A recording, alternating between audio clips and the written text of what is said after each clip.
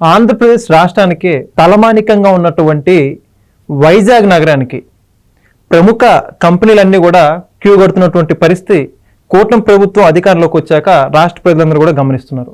ఇప్పటికే గూగుల్కి సంబంధించినటువంటి డేటా సెంటర్లతో పాటు ఏఐ డేటా సెంటర్, తాజాగా చూసుకుంటే సిఫీ డేటా సెంటర్కి రేపటి రోజున శంకుస్థాపన కార్యక్రమం చేయబోతున్నట్టుగా సమాచారం అందుతోంది. మరి మొత్తానికి విశాఖకి వస్తున్నటువంటి డేటా సెంటర్ల కంపెనీల గురించి మరిన్ని విషయాలు తెలుసుకోవడానికి మనతో ఉన్నారు సీనియర్ పొలిటికల్ అనలిస్ట్ రాజేష్ అప్సని గారు. సార్ నమస్కారం అండి. నమస్కారం. మొత్తానికి ఆంధ్రప్రదేశ్ రాష్ట్రానికి ఇప్పటికే పర్యాటకానికి సంబంధించి కావచ్చు, ఎకనామికల్ క్యాపిటల్గా వైజాగ్ని చెప్పుకుంటూ ఉంటారు. ఇప్పుడు వాటన్నిటిని మించి ఇప్పుడు ఐటీ క్యారిడార్గా కూడా వైజాగ్ని డెవలప్మెంట్ చేయడానికి అనేక దిగ్గజ ఐటీ కంపెనీలను కూడా వస్తున్నాయి. వాటికి అనుబంధంగానే డేటా సెంటర్స్ కూడా, ఐటీ సంస్థలకి అనుబంధంగా ఉన్నటువంటి డేటా సెంటర్లు చాలా కీలకంగా కొన్ని లక్షల కోట్ల పెట్టుబడులు పెడుతున్నట్టుగా ఇప్పటికే సమాచారం ఉంది. అందులో సిఫీ డేటా సెంటర్ కూడా ఎంతో ప్రాధాన్యత సంతరించుకుంది. రేపటి శంకుస్థాపన కార్యక్రమం కూడా మొదలవుతున్నట్టుగా అందుతోంది. ఏమంటారు ఈ విషయం గురించి? ఇప్పుడు యాక్చువల్గా 2019 ముందు చంద్రబాబు నాయుడు గారి ప్రభుత్వ హయాంలో 70,000 కోట్ల రూపాయలతోటి అదానీ డేటా సెంటర్ విశాఖపట్నంలో ఏర్పాటు చేయబోతున్నారు అని చెప్పిన ఒక వార్త బయటకు వచ్చినప్పుడు 2018లో జరిగిన సిఐఏ కన్వెన్షన్లో మొట్టమొదటిగా ఈ ఒప్పందం జరిగింది. ఓకే. ఆ ఒప్పందానికి అనుగుణంగా ఆ రోజుల్లో అదానీకి 130 ఎకరాలు ప్రభుత్వం భూములు కూడా కేటాయింపు చేసింది. అలా చేసిన కేటాయింపుల్ని 2019లో జగన్మోహన్ రెడ్డి గారు అధికారంలోకి వచ్చిన తర్వాత ఆ కేటాయింపును రద్దు చేశాడు ఆయన. ఇదేంట్రా 70,000 కోట్ల రూపాయలు పెట్టుబడి రాష్ట్రానికి వస్తుంటే ఈయన రద్దు చేస్తాడు అని చెప్పని అందరు ఆశ్చర్యపోయారు. ఆ రోజు ఆయన పాలకుడుగా అడుగు పెట్టడంతో పవర్ పర్చేసింగ్ అగ్రిమెంట్ రద్దు చేశాడు, ఇసుక పాలసీని రద్దు చేశాడు. మన రామాయపట్నం దగ్గర 28,000 కోట్ల రూపాయల ఏషియన్ పేపర్ పల్ప్ యూనిట్ దాన్ని రద్దు చేయించాడు. తిరుపతి దగ్గర 150 ఎకరాల్లో రిలయన్స్ మొబైల్ కాంపోనెంట్ సెజ్ దాన్ని రద్దు చేయించాడు. హెచ్ఎస్బిసిని తరిమేశాడు, ఫ్రాంక్లిన్ టెంపుల్ని తరిమేశాడు.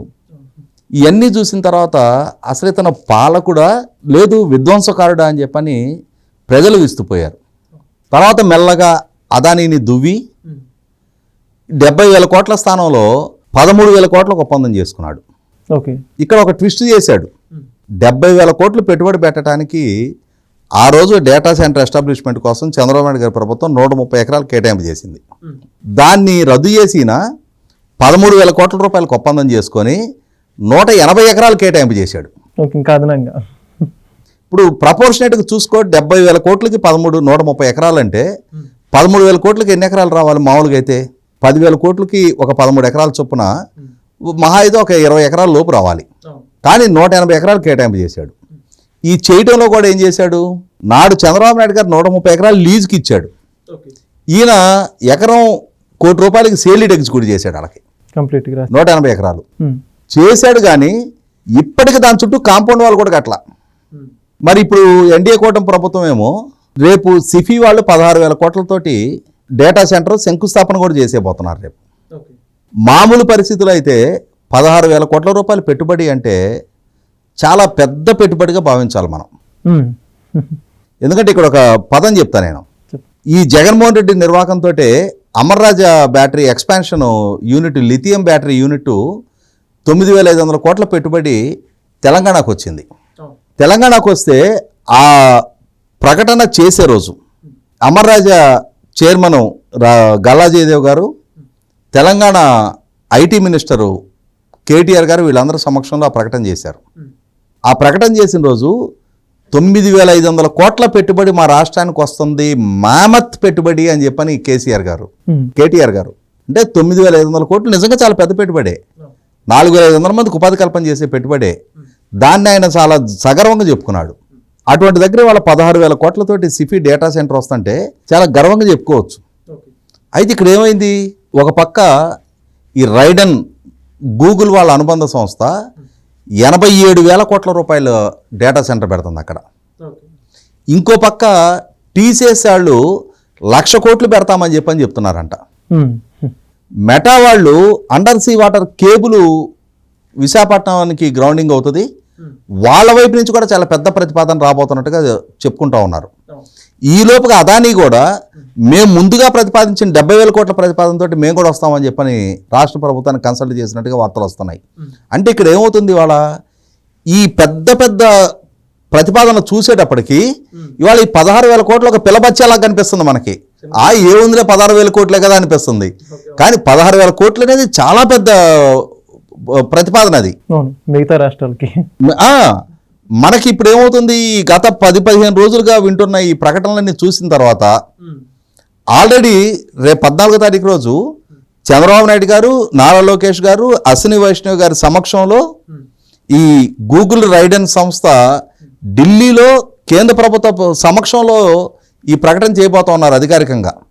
నిన్న కేబినెట్ దానికి భూమి కేటాయింపులు కూడా క్లియర్ చేసింది, 480 ఎకరాలు. అంటే ఇక్కడ ఆంధ్రప్రదేశ్ రాష్ట్ర ముఖ చిత్రం మారబోతూ ఉంది. ఇవాళ అది విశాఖపట్నానికి పరిమితమైంది కాదు, ఇవాళ విశాఖపట్నంలో ఏర్పాటు చేస్తున్న ఈ సంస్థల ద్వారా రాష్ట్రంలో ఉన్న యువతకి ఉపాధి కల్పనకి ఒక మార్గం సుగమవుతూ ఉంది. విశాఖపట్నం అభివృద్ధి చెందితే అది ఆంధ్రప్రదేశ్ అభివృద్ధి చెందినట్టు. విశాఖపట్నం అనేది ఏమి ధర్మాన ప్రసాదరావు కోరుకున్నట్టుగా మా 3 జిల్లాలకు ఒక రాష్ట్రం ఇచ్చేయండి అన్నాడు అప్పట్లో ప్రబుద్ధుడు. ఇప్పుడు ఎక్కడున్నాడో, నీకు 5 ఏళ్ళు మంత్రి పదవి కట్టబెడితే ఆ విశాఖపట్నానికి ఏం చేసావు రా ఇటు అని చెప్పని అడగాలి, కాలర్ పుచ్చుకొని లాక్కొచ్చి నిలబెట్టాలి వాళ్ళని. ఆ 3 జిల్లాలకు ఒక రాష్ట్రం ఇచ్చేయమన్నాడు. మమ్మల్ని నిర్లక్ష్యం చేస్తున్నారు, అభివృద్ధి చెందే అధికారం మాకు లేదా అన్నాడు.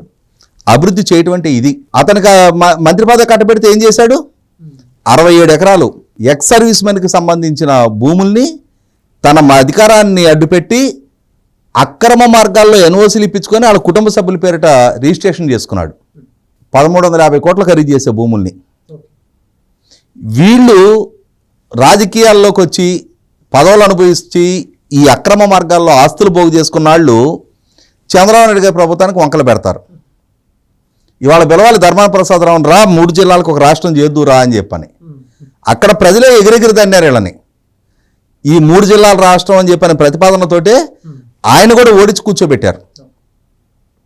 ఆ విశాఖపట్నం పార్లమెంటు పరిధిలో 5 లక్షల మెజార్టీతో బొత్స సత్యనారాయణ గారు సతీమణి ఓడించారు. వీళ్ళ నిర్వాకాలు చూసి ప్రజలు. ఇంకా జగన్మోహన్ రెడ్డి తగుదనమ్మా అని చెప్పని మొన్న నర్సీపట్నం మెడికల్ కాలేజీ చంద్రబాబు నాయుడు కట్టలేదు, నేను కట్టాను అని 5 ఏళ్లలో 11 కోట్లు కేటాయింపు చేశాడు దానికి. వీళ్ళ నిర్వాకం ఏంటి అనేది ప్రజలకు స్పష్టత ఉంది. ఇవాళ ప్రాస్పెక్టివ్గా రాష్ట్ర యువతకు చేసిన వాగ్దానాన్ని నిలబెట్టుకునే దిశగా 20 లక్షల ఉద్యోగ కల్పన చేస్తామని చెప్పిన వాగ్దానాన్ని ఆచరణపూర్వకంగా నిజం చేస్తూ రాష్ట్రానికి కాదు దేశానికే తలమానికంగా ఇవాళ data capital of India, data capital of ఏషియాగా విశాఖపట్నాన్ని తీర్చిదిద్దుతూ ఇవాళ గిగావాట్ల కొద్దీ, మెగావాట్లు కూడా కాదు, గిగావాట్ల కొద్దీ స్థాపక కెపాసిటీ తోటి విశాఖపట్నంలో డేటా సెంటర్లు ఎస్టాబ్లిష్ కాబోతా ఉన్నాయి. అది సఫలీకృతం చేసిన పాలకుడు చంద్రబాబు నాయుడు గారు. దాన్ని సాధించి రేపు శంకుస్థాపన చేయబోతున్న IT and HRD minister Nara Lokesh. అదే విశాఖపట్నం పరిధిలో గతంలో ఒక ఐటీ మినిస్టర్ని చూసాం మనం. నూడిల్స్ బళ్ళు, ఫ్రైడ్ రైస్ల బళ్ళు ఓపెన్ చేసుకున్న గుడివాడ అమర్నాథ్ ఎలియాస్, కోడిగుడ్డ అమర్నాథ్ ఇప్పుడు తలెక్కడ పెట్టుకుంటాడో. మొత్తానికి డేటా సెంటర్ల ఏర్పాటు గురించి చాలా చక్కగా ఎక్స్ప్లెయిన్ చేశారు sir. Thank you so much. Please subscribe to Leo news for more videos.